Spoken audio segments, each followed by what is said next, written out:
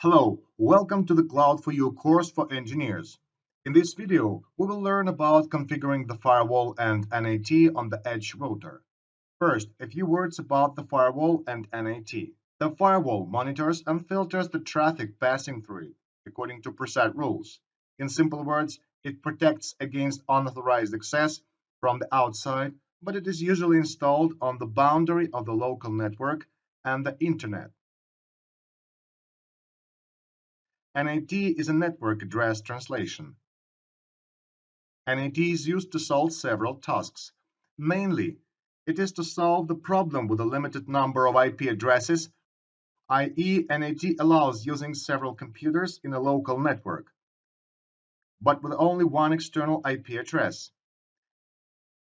NAT also allows to start services, for example, the web server running on the LAN on port 80. But it is available on the internet on port 56715, i.e. it protects ports from unauthorized access and from being scanned.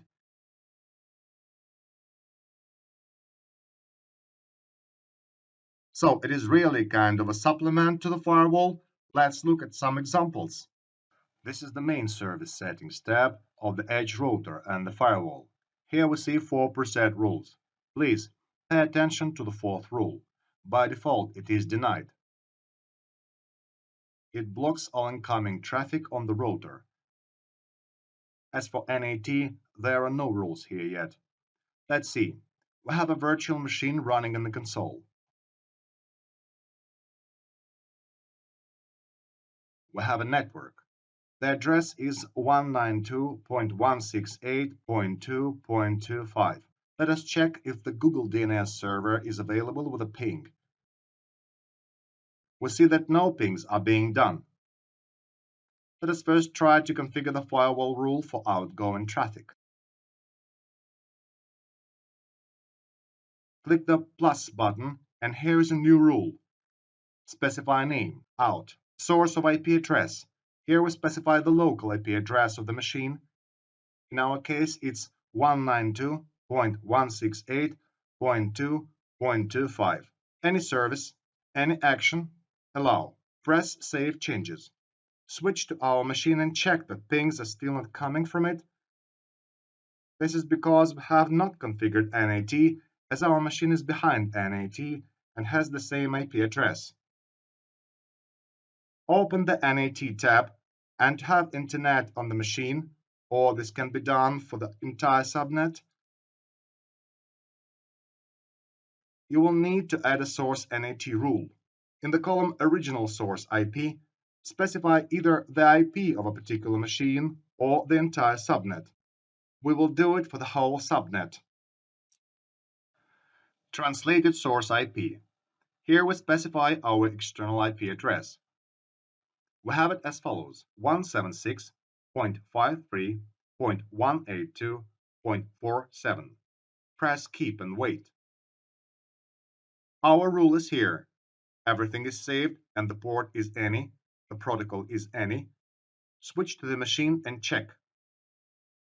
We see that pings came through. Responses are received. Everything is okay. We have internet. This is not very comfortable to work from the console, so let's try to configure RDP. In order to set up RDP or any other service, whether it is a web server, FTP server, or whatever, you will have to create a DNAT rule. In fact, this is a port forwarding. Here we set the original IP, our external IP address. So here we enter 176.53.182.47. We select the TCP protocol and original port. You can set any port you want because you might have a lot of machines in your local network that need RDP. RDP runs on the standard port 3389. But suppose we don't want to forward port 3389 directly to us, so we make 3389 and add one more 9, for example. This is the original port, i.e. this is the port we will have to use. Next, specify the address of the machine, to which we want to forward the port 192.168.2.25. 125. Specify the port on which RDP expects this connection. It's 3389. Press Keep. We configured the SNAT rule for the Internet to work, i.e. translation of addresses was made for all, local addresses from the subnet 2.0 to our wide IP address. We redirect ports from 33899 to 3389 of our IP address. Let's try to do this. Here we already have the address typed in. Let's add 33899 and try to connect. As you can see, the connection doesn't happen because our firewall is not configured for this action. Let us now go here and remember that by default the rule blocks all incoming connections, and now we need to allow them.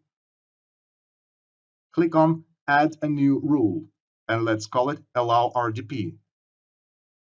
Here you can name the IPs from which you allow the connection. I will leave it at any, which means that it will be accepted from any address. Destination. Here we set our external IP address service, TCP, and destination port 33899, meaning the port to which the connection will actually be made. Action Accept. Click Save Changes. Check. Everything is fine. The machine is up. We connected to it through RDP. Check it out. That internet is working and everything is okay. In this short video, you have learned how to configure the firewall NAT. We made the simple port redirection for the RDP. We hope that in the future you will have no problem configuring it up to your needs. Well, that's all for now. Thank you for watching.